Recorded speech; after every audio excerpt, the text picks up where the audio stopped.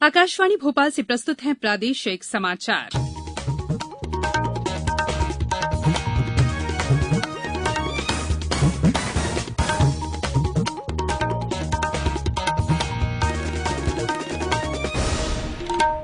नमस्कार, समाचारों के साथ मैं संयुक्ता बैनर्जी। पहले मुख्य समाचार। प्रधानमंत्री नरेंद्र मोदी ने मध्यप्रदेश के रेहड़ी पटरी विक्रेताओं से संवाद में कहा, आपके लिए भी शुरू होगी ऑनलाइन डिलीवरी की सुविधा। लड़ाकू विमान रफाल कल औपचारिक रूप से भारतीय वायुसेना में शामिल होगा। प्रधानमंत्री आवास योजना के तहत प्रदेश के 2 लाख परिवारों को मिला अपना घर। गृह प्रवेश 12 सितंबर को और 21 सितंबर से शुरू होंगे स्कूल। फिलहाल 9वीं से 12वीं तक के बच्चों को मिलेगी सशर्त इजाजत। अब समाचार विस्तार से।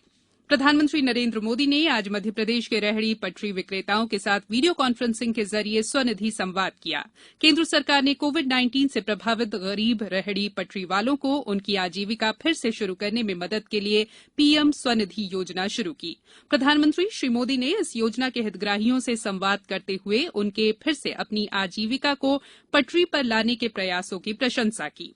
प्रधानमंत्री ने 4.5 लाख से अधिक रेहड़ी पटरी विक्रेताओं की पहचान करने और महामारी के प्रभाव के बावजूद 2 महीने के भीतर 1 लाख से अधिक हितग्राहियों को ऋण देने की प्रक्रिया को पूरा करने के लिए मध्यप्रदेश सरकार के प्रयासों की सराहना की। सबसे पहले प्रधानमंत्री स्वनिधि योजना के सभी लाभार्थियों को मैं बहुत बहुत शुभकामनाएं देता हूं। अब से कुछ देर पहले मुझे कुछ साथियों के साथ बातचीत करने का अवसर मिला। उनकी बातों में एक विश्वास भी है और एक उम्मीद भी नजर आ। ये भरोसा प्रधानमंत्री स्वनिधि योजना की मैं मानता हूं सबसे बड़ी सफलता है, सबसे बड़ी ताकत है। श्री मोदी ने कहा कि ये एक ऐसी योजना है जिसमें आपको ब्याज से पूरी तरह से मुक्ति भी मिल सकती है। इस योजना के तहत वैसे भी ब्याज में 7% तक की छूट दी जा रही है, लेकिन अगर आप कुछ छोटी मोटी बातों का ध्यान रखेंगे तो आपको ये भी नहीं देना पड़ेगा। श्री मोदी ने बताया कि रेहड़ी पटरी विक्रेताओं के लिए ऑनलाइन डिलीवरी की सुविधा प्रदान करने पर भी विचार किया जा रहा है। श्री मोदी ने कहा कि रेहड़ी पटरी या ठेला लगाने वाले भाई बहनों के पास मूलभूत सुविधाएं उपलब्ध हो, ये सुनिश्चित किया जा रहा है। प्रधानमंत्री ने स्वनिधि योजना के हितग्राही इंदौर जिले के सांवेर के छगनलाल वर्मा, ग्वालियर की अर्चना शर्मा और रायसेन के सांची के डालचंद कुशवाहा से उनके व्यवसाय के बारे में भी चर्चा की।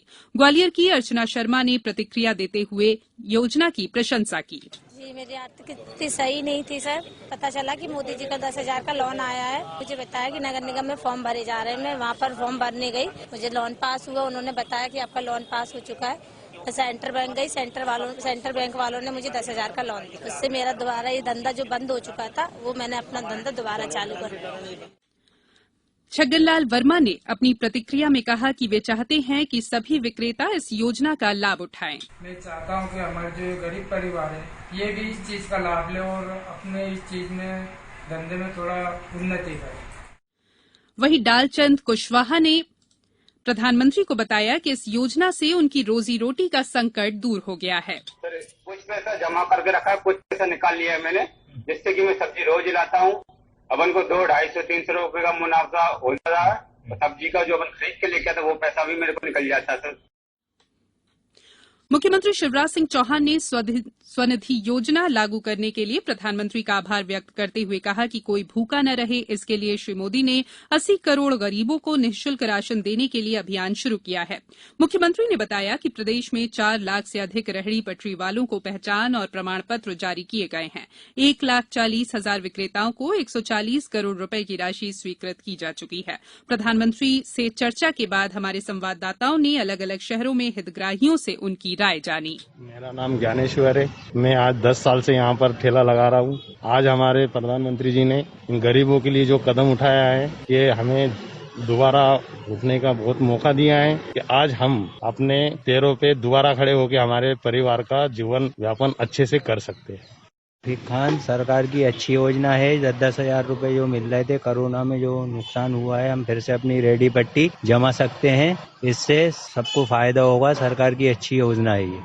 मैं सुरेश कुमार, स्टेट वेंडर। प्रधानमंत्री योजना के तहत जो मेरे को 10,000 रुपए मिले हैं लोन पे, मैं उससे बहुत खुश हूँ और मुझे बहुत फायदा हुआ है और मेरा बिजनेस जो थोड़ा सा बिजनेस चल रहा है वो अच्छे से चल रहा है। मैं सब्जी का ठेला लगाता था। लॉकडाउन की वजह से मेरा धंधा पूरा चौपट हो गया। मैंने इधर उधर से थोड़ा बहुत उधार लेके काम चलाया। अभी मुझे मालूम पड़ा बीच में कि प्रधानमंत्री जी द्वारा 10,000 का लोन दिया जा रहा है, तो मैंने संपर्क करके 10,000 का लोन लिया। लड़ाकू विमान रफाल को कल औपचारिक रूप से भारतीय वायुसेना में शामिल किया जाएगा। इस अवसर पर अंबाला में आयोजित कार्यक्रम में फ्रांस की रक्षा मंत्री फ्लोरेंस पार्ली और रक्षा मंत्री राजनाथ सिंह भी मौजूद रहेंगे। उल्लेखनीय है कि फ्रांस में बनाए गए 5 लड़ाकू विमान 27 जुलाई को अंबाला पहुंचे थे। ये समाचार आप आकाशवाणी भोपाल से सुन रहे हैं। हमारे समाचारों को अब आप कभी भी और कहीं भी अपनी सुविधा के अनुसार सुन सकते हैं। ये समाचार बुलेटिन यूट्यूब, ट्विटर और फेसबुक पर AIR न्यूज भोपाल पेज पर सुने जा सकते हैं। इसके अलावा आप हमारी वेबसाइट newsonair.com पर या AIR न्यूज ऐप पर भी समाचार सुन सकते हैं। ब्रेक के बाद समाचारों में एक बार फिर आपका स्वागत है। प्रधानमंत्री आवास योजना के तहत प्रदेश के 2 लाख परिवारों को आवास दिए जाएंगे। प्रधानमंत्री नरेंद्र मोदी 12 सितंबर को गृह प्रवेश कार्यक्रम के तहत इन आवासों में हितग्राहियों को गृह प्रवेश कराएंगे। वीडियो कॉन्फ्रेंसिंग के जरिए होने वाले इस आयोजन में श्री मोदी सीधी, सिंगरौली, ग्वालियर के हितग्राहियों से चर्चा भी करेंगे। मुख्यमंत्री शिवराज सिंह चौहान ने आज भोपाल में अधिकारियों के साथ बैठक कर इस कार्यक्रम की तैयारियों की समीक्षा की। बैठक में बताया गया कि हर परिवार के पास अपना घर हो, इस लक्ष्य को ध्यान में रखते हुए राज्य में 2 लाख आवास निर्मित किए गए हैं। स्वास्थ्य मंत्रालय ने कक्षा 9वीं से 12वीं तक के स्कूल 21 सितंबर से स्वैच्छिक आधार पर आंशिक रूप से खोलने के लिए मानक उपाय जारी कर दिए हैं। इन निर्देशों के तहत छात्रों के बीच कॉपी, पेन, पेंसिल, पानी की बोतलों आदि का आदान प्रदान करने की मनाही रहेगी। सभाओं और खेलों पर भी प्रतिबंध रहेगा। साथ ही कोविड के लक्षणों वाले व्यक्तियों और कंटेनमेंट क्षेत्र से विद्यार्थी या स्टाफ के स्कूल में आने पर मनाही होगी। छात्रों को स्कूल आने के लिए माता पिता की लिखित अनुमति भी जरूरी होगी। दिशा निर्देशों के अनुसार स्कूल में बैठने का इंतजाम इस तरह से होगा कि हर कुर्सी के बीच कम से कम 6 फीट की दूरी हो। शारीरिक दूरी के नियम का सभी जगह पालन कराना होगा। शिक्षकों और छात्रों को मास्क भी पहनने होंगे। राज्य में कोरोना मरीजों की संख्या लगभग 78,000 हो गई है। इनमें सक्रिय मरीजों की संख्या लगभग 17,000 है। वहीं 58,000 से ज्यादा लोग स्वस्थ हो चुके हैं। भोपाल में आज 162 संक्रमित मिले हैं, जबकि कल 180 मरीज स्वस्थ हुए हैं।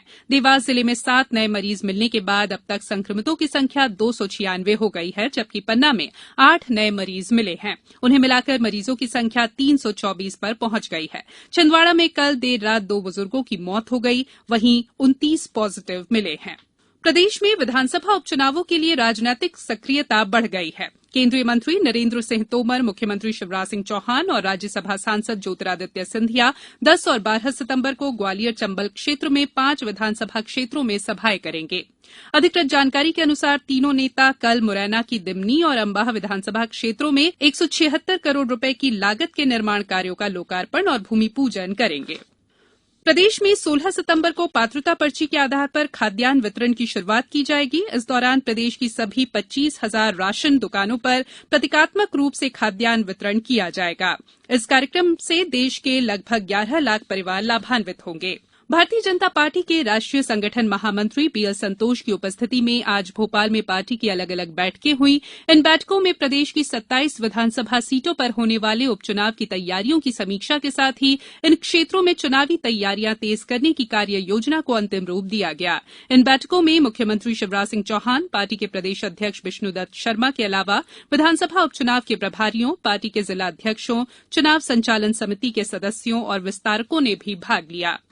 अब बात मौसम की। राजधानी भोपाल सहित कुछ जिलों में हल्की बारिश हुई, जबकि शिवपुरी में 1 घंटे की बारिश से निचली बस्तियों में पानी भर गया। मौसम विभाग ने जबलपुर, शहडोल, रीवा, सागर, भोपाल, होशंगाबाद, उज्जैन, ग्वालियर, चंबल और इंदौर संभाग में कहीं कहीं बारिश का अनुमान जताया है।